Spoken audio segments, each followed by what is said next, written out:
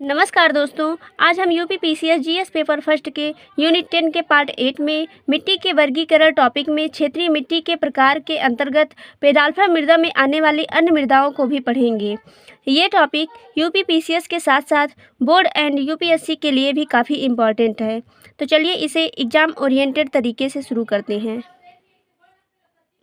अब हम क्षेत्रीय मिट्टी के प्रकार के अंतर्गत पौर्जोलिक मिट्टी के बारे में विस्तार से समझेंगे। सबसे पहले हम यह जानते हैं कि पौर्जोलिक मिट्टी का अर्थ क्या होता है। तो हमारे नोट्स के अकॉर्डिंग यह लिखा गया है कि पौर्जोलिक मिट्टी एक प्रकार की अल्प उर्वरक और अम्लीय मिट्टी होती है जो मुख्यतः ठंडे और नम क्षेत्रों में पाई जाती है। यहाँ पौर्जोल का अर्थ अम्लीय झरने वाली मिट्टी या एम्फोटेरिक लीचिंग सॉइल से लिया जाता है। अतः इस मिट्टी के बारे में हम यह कह सकते हैं कि यह वह मिट्टी है जो शीतोष्ण जलवायु वाले क्षेत्रों में पाई जाती है।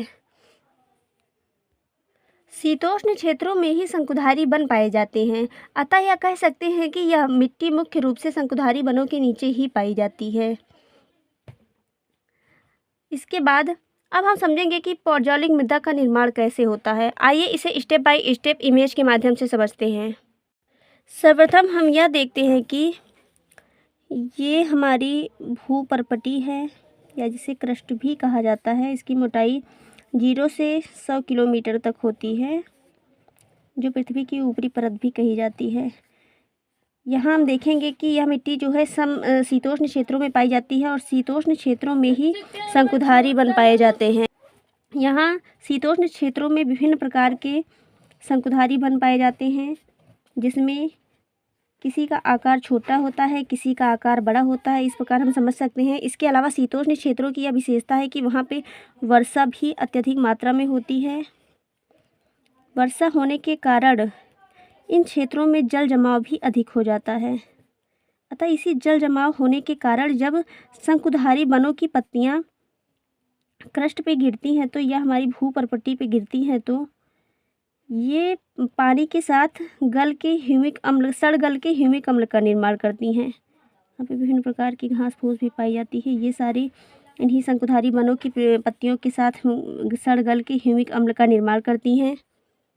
अतः इस ह्यूमिक अम्ल के निर्माण से ये मिट्टी का ऊपरी परत जो है प्रभावित होता है। अतः मिट्टी के ऊपरी परत में, जिसे ओ हॉरिजॉन भी कहा जाता है, ओ हॉरिजॉन है ये वाली परत, तो इसकी ऊपरी परत में विभिन्न प्रकार के पोषक तत्व पाए जाते हैं, जैसे कैल्शियम, मैग्नीशियम, फास्फोरस, फॉस्फेट, इसके अलावा नाइट्रोजन, पोटास आदि पाए जाते हैं। तो इसमें सामान्य रूप से हम यह देख सकते हैं कि जब कहीं पे बारिश अत्यधिक मात्रा में होती है, तो जो हल्के पदार्थ होते हैं या हल्के पोषक तत्व होते हैं वो घुल के नीचे आ जाते हैं। लेकिन कभी कभी जो कैल्शियम, एल्यूमिनियम, फेरस जैसे भारी तत्व नीचे नहीं आ पाते। लेकिन जब यहाँ पे ह्यूमिक अम्ल का निर्माण हो जाता है शंकुधारी वनों की पत्तियों के कारण, तो ये भारी तत्व जो ऊपर क्रस्ट में मौजूद होते हैं, जैसे कैल्शियम, एल्यूमिनियम प्लस फेरस, ये भारी तत्व भी ह्यूमिक अम्ल के कारण गलकर नीचे वाली परत में आ जाते हैं। ये नीचे वाली परत हमारी ए हॉरिजॉन कहलाती है। जब ये पोषक तत्व नीचे की परतों में आ जाते हैं, एल्यूमिनियम प्लस फेरस, जब ये पोषक तत्व नीचे की परतों में आ जाते हैं, तो ऊपर की परत का जो रंग होता है वो धूसर या सफ़ेद हो जाता है, तथा नीचे की परतों का रंग जो है कैल्शियम, एल्यूमिनियम प्लस फेरस के कारण, फेरस जहाँ होता है वहाँ लौह ऑक्साइड बन जाता है। इसी के कारण, और इसके अलावा हम यह देख सकते हैं कि जहाँ पे लौह ऑक्साइड की मात्रा ज़्यादा होती है वहाँ पे रंग जो है लाल कलर का हो जाता है। तो फेरस ऑक्साइड के कारण यहाँ पे नीचे वाली परत का जो रंग है वो लाल कलर का हो जाता है।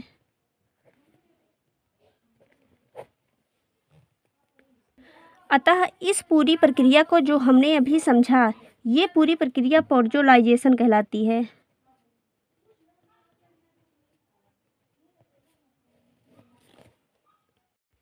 अब जब हमने पौर्जोलाइजेशन की प्रक्रिया और मिट्टी के बनने का तरीका समझ लिया, तो अब चलिए देखते हैं कि पौर्जोलिक मिट्टी की विशेषताएं क्या होती हैं। तो आइए देखते हैं। सर्वप्रथम हम इसकी विशेषताओं के अंतर्गत इसकी रंग और बनावट के बारे में जानते हैं। इसका रंग जो होता है वह हल्के भूरे या धूसर कलर का हो सकता है तथा इसमें रेत और सिल्ट का मिश्रण होता है। बनावट हल्की और छिद्रयुक्त होती है जिससे पानी जल्दी निकल जाता है। अब यहाँ पे हमें यह समझना है कि रेत और सिल्ट का मिश्रण कैसा होता है, तो आइए इसे देखते हैं। सर्वप्रथम हम यह देखते हैं कि रेत के जो कण का आकार होता है वो 0.05 mm से 2 mm तक होता है। इसके कण मोटे होते हैं तथा कण मोटे होने की वजह से इसमें जो पानी, बारिश का पानी इस पर पड़ता है वो जल्दी से नीचे की परतों में चले जाते हैं।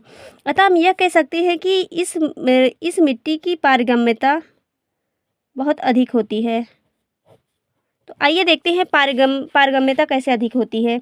जैसे ये कोई क्षेत्र है और यहाँ पे रेतीली मिट्टी की मात्रा बहुत ज़्यादा है और यहाँ पे जब बारिश होगी, चाहे बारिश अत्यधिक मात्रा में हो या कम मात्रा में हो, तथा इस बारिश की वजह से इस रेत के जो मोटे कण होते हैं उसमें से जो बारिश का पानी होता है वो इसी तरह रिस के नीचे की परतों में चला जाता है, जिसकी वजह से ये ऊपर की परत जो रेतीली मिट्टी की होती है वह भुरभुरी होती है तथा सूखी हुई होती है तथा पानी सोखने की क्षमता ऊपर ज़्यादा नहीं होती। इस कारण से यह मिट्टी अनउपजाऊ होती है।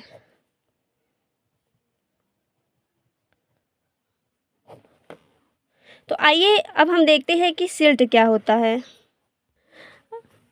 अब हम समझते हैं कि सिल्ट क्या होता है। तो यहाँ पे सिल्ट के जो कण होते हैं 0.002 से 0.05 mm के बीच होते हैं। इसके अलावा यह रेत से छोटा एंड चिकना महसूस होता है तथा हाथ में रगड़ने पर हल्का चिकना महसूस होता है। अतः जब यही रेत एंड सिल्ट एक साथ मिलते हैं तो रेत और सिल्ट का मिश्रण बनके तैयार होता है। अतः इस मिश्रण में रेत ढांचागत मजबूती देता है तथा सिल्ट नमी बनाए रखता है और पौधों के लिए पोषक तत्व रखता है। इस प्रकार का मिश्रण खेती के लिए बहुत उपयोगी है। आइए अब हम रेत एंड सिल्ट के मिश्रण को एक उदाहरण के साथ समझते हैं।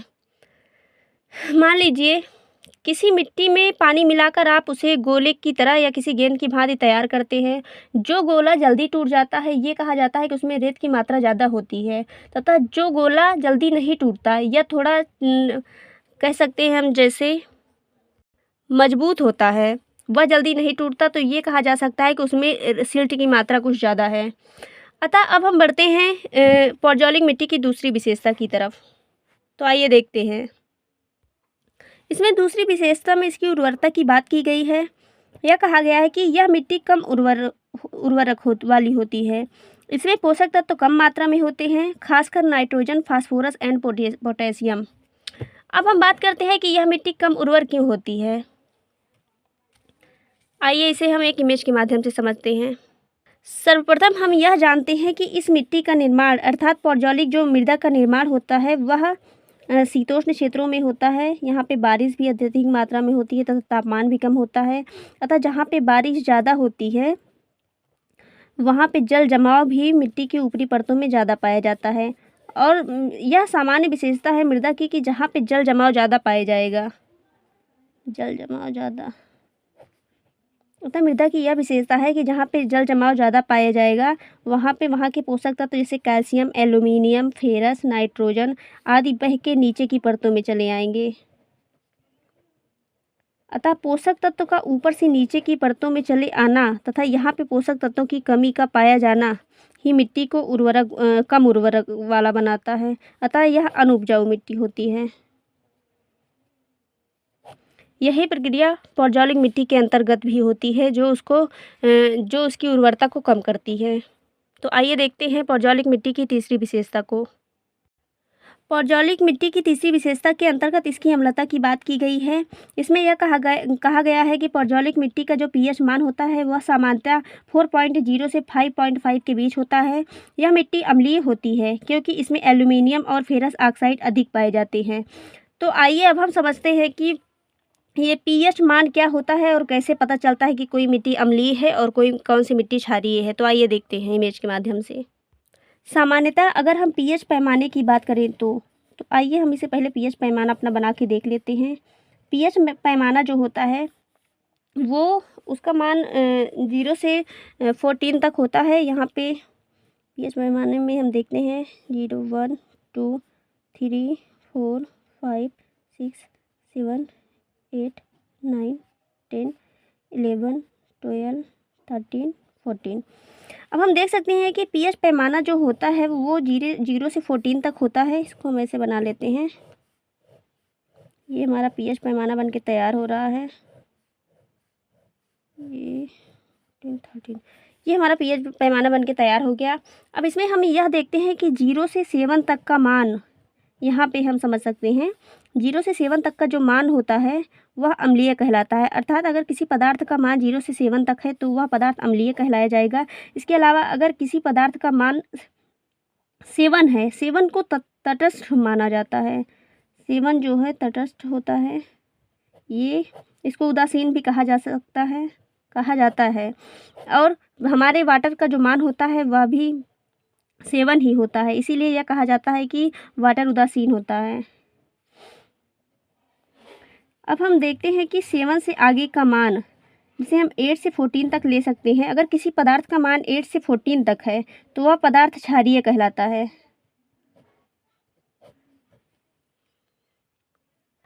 अब हम इस पीएच मान को अम्लीय तथा क्षारीय मिट्टी के रूप में प्रयोग करके देखते हैं। सामान्यतः हम यह देखते हैं कि अगर कोई मिट्टी अम्लीय है तो उसका मान पीएच मान 4.5 से 5.5 के बीच होगा, तथा अगर कोई मिट्टी क्षारीय है तो उसका पीएच मान 7.5 से 8.5 के बीच होगा। अब इतना जानने के बाद हम यह समझते हैं कि अम्लीय मिट्टी कम उपजाऊ क्यों होती है, इसके अलावा क्षारीय मिट्टी अधिक उपजाऊ क्यों होती है। सामान्यतः अम्लीय मिट्टी में पौधों के लिए आवश्यक पोषक तत्व जैसे नाइट्रोजन, फास्फोरस एंड पोटेशियम कम उपलब्ध होते हैं।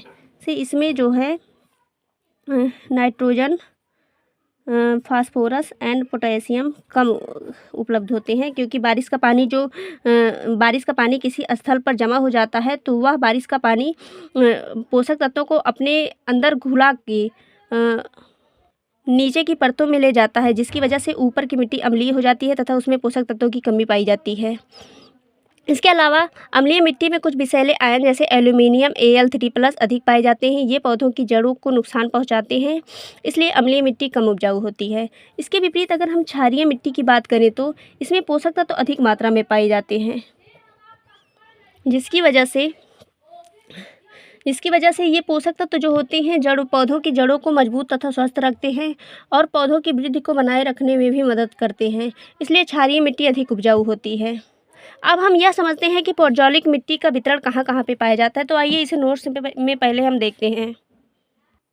पौर्जोलिक मिट्टी के वितरण के अंतर्गत हम यह देखते हैं कि यह मुख्यतः ठंडे और अधिक वर्षा वाले क्षेत्रों में पाई जाती है।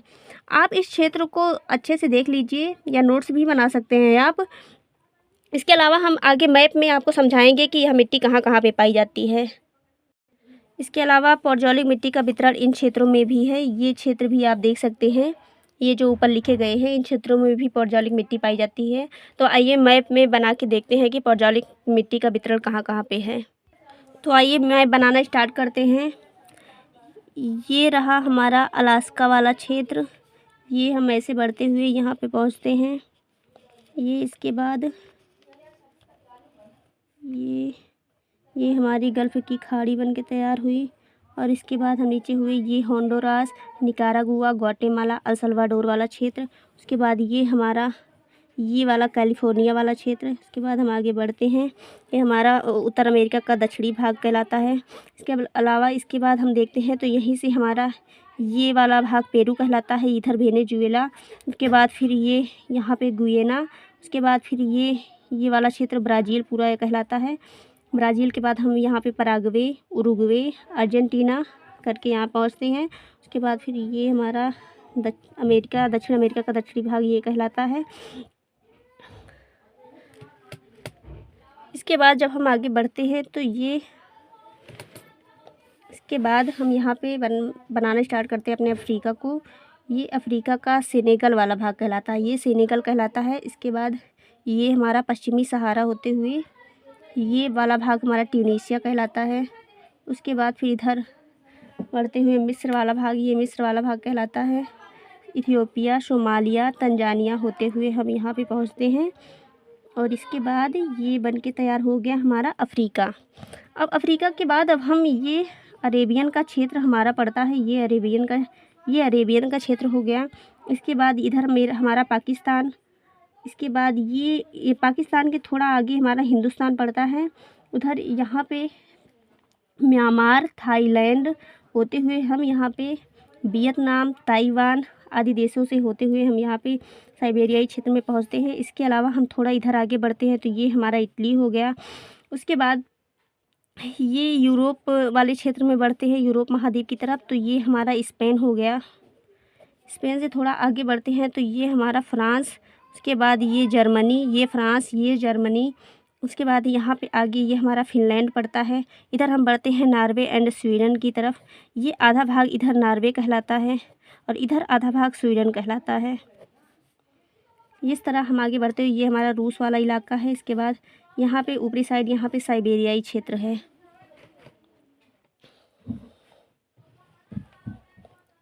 इस तरह हमारा विश्व का मैप बन के तैयार हो चुका है। अभी इसमें एक कमी है, यहाँ पे अभी हम ये कह सकते हैं कि ऑस्ट्रेलिया नहीं बना है, तो ऑस्ट्रेलिया यहाँ पे पाया जाता है सबसे दक्षिणी भाग में। ये हमारा ऑस्ट्रेलिया हो गया। अब यहाँ हम देखते हैं सभी महाद्वीपों के नाम देख लेते हैं। ये हमारा ऑस्ट्रेलिया हो गया। ऑस्ट्रेलिया के बाद ये इधर पूरा इतना भाग हमारा यूरोप महाद्वीप है। उसके बाद ये हमारा एशिया महाद्वीप है और ये हमारा अफ्रीका महाद्वीप है। और इधर हम बढ़ते हैं तो ये हमारा दक्षिण अमेरिका। तो यहाँ पे हम थोड़ा आगे बढ़ते हैं तो ये हमारा उत्तर अमेरिका। अब हम अपने विश्व के इस मैप में यह देखते हैं कि यह पौजोलिक मृदा इस मैप में कहाँ कहाँ पे पाई जाती है। तो यहाँ सबसे पहले हम यह देखते हैं कि कहाँ से कौन सी रेखा गुजरती है। तो हमारी जो 0 डिग्री या हम कह सकते हैं कि विषुवत रेखा है, वो हमारी पृथ्वी के बीचों बीच से गुजरती है। विषुवत रेखा ये हमारी 0 डिग्री अक्षांश विषुवत रेखा है। इसके बाद हम कह सकते हैं ये हमारा इंडिया पहले बना लेते हैं। ये इंडिया वैसे बन जा रहा है, आप बाकी समझदार है बना सकते हैं। यहाँ पे जो कर्क रेखा होती है वो हमारे भारत के बीचों बीच से गुजरती है 23.5 डिग्री नॉर्थ की तरफ से। और इसके अलावा हम थोड़ा आगे बढ़ते हैं तो इधर से थोड़ा ऊपर की साइड से हमारी साढ़े 66 डिग्री की आर्कटिक रेखा गुजरती है। अब हम यह देखते हैं कि इन क्षेत्रों में कहाँ कहाँ पे पौजोलिक मिट्टी पाई जाती है। तो सर्वप्रथम हम यह देखते हैं कि जो पौजोलिक मिट्टी होती है वो 50 डिग्री अक्षांश से 66 डिग्री अक्षांशों के बीच में पाई जाती है। अतः कुल इन्हीं क्षेत्रों में पौजोलिक मिट्टी का विस्तार कुछ अधिक पाया जाता है। तो आइए इनका क्षेत्र हम देखते हैं। अगर उत्तरी अमेरिका के संदर्भ में हम देखें तो यह मिट्टी कनाडा के अधिकांश भागों में पाई जाती है। जैसे हम समझ सकते हैं कि इधर हमारा अलास्का हो गया और यहाँ पे ये कनाडा वाला भाग है, तो ये कनाडा यहाँ तक पड़ता है। तो यहाँ पे हम देख सकते हैं 50 डिग्री से 66 डिग्री के बीच में कनाडा के इस भाग में पौजोलिक मिट्टी कुछ अधिक पाई जाती है, क्योंकि यहाँ पे शीतोष्ण जलवायु वाला क्षेत्र पाया जाता है। इसके अलावा अगर हम यूरोप की बात करें तो इसमें पौजोलिक मिट्टी जो है स्वीडन तथा नॉर्वे के कुछ इलाकों में भी पाई जाती है, हम इतना ले सकते हैं। इसके अलावा ये इधर इतने यूरोप के इस भाग में भी पौजोलिक मिट्टी कुछ अधिक पाई जाती है। अब हम यह देख सकते हैं कि हमने कुछ जलवायु क्षेत्र भी बताए थे आपको कि पौजोलिक मिट्टी किस जलवायु में पाई जाती है, या शीतोष्ण जलवायु वाले क्षेत्रों में तथा अधिक वर्षा वाले क्षेत्रों में पाई जाती है। तो हम यह कह सकते हैं कि अधिक वर्षा वाला क्षेत्र ये रूस के साइबेरियाई इलाके में भी ये जलवायु पाया जाता है। ज़रूरी नहीं कि ये जितने डिग्री अक्षांश जैसे 50 से 65 हमने बताया है कि वो वहाँ पर ही सीमित हो। कभी कभी जलवायु जो है कभी कभी हम ये कह सकते हैं कि किसी मिट्टी का निर्माण जो है जलवायु पर भी निर्भर करता है कि वह जलवायु किसी और क्षेत्र में कहाँ पे पाई जा रही है। तो शीतोष्ण जलवायु वाली क्षेत्र साइबेरियाई इलाके में भी पाई जाती है, इसलिए यहाँ पर भी पौजोलिक मिट्टी पाई जाती है। इस तरह